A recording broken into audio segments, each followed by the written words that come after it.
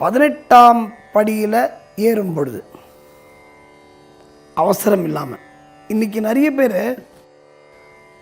1ஆம் படி விட்டு 3ஆம் படியில் இருப்பான், 3ஆம் படியிலேருந்து 7ஆவது படியில் இருப்பான். அதுக்கு போல சபரிமலைக்கு. அந்த சபரிமலையில் நம்ம ரேஸ்க்காக போகிறோம் இல்லை, இதை அனுபவிக்கிறதுக்கு போகிறோம்.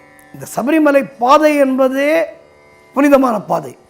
அந்த பாதையில் என்னென்ன இருக்குது, என்னென்ன சிறப்பு இருக்குது, ஒவ்வொரு இடத்திலும் ஐயப்பனுடைய வருகை, சாஸ்தாவினுடைய வருகை, ஒவ்வொரு இடத்துலையும் ஐயப்பன் உட்கார்ந்து தவம் பண்ண இடங்கள், ஐயப்பன் வரலாறாக நின்ற இடங்கள் எல்லாம் சபரிமலையில் இருக்குது.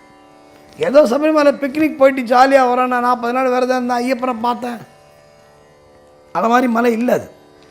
ஆனால் அந்த சபரிமலை பாதையை பொறுத்தவரை ஐயப்பன் நடந்து வந்த பாதை. ஐயப்பன் மட்டுமல்ல நண்பர்களே, ராமர் வந்த பாதை, ஆஞ்சநேயர் நடந்த பாதை, பரமேஸ்வரன் வந்த பாதை, சபரிக்கு மோட்சம் கொடுத்த பாதை, இவ்வளவு சிறப்பு இருக்குது.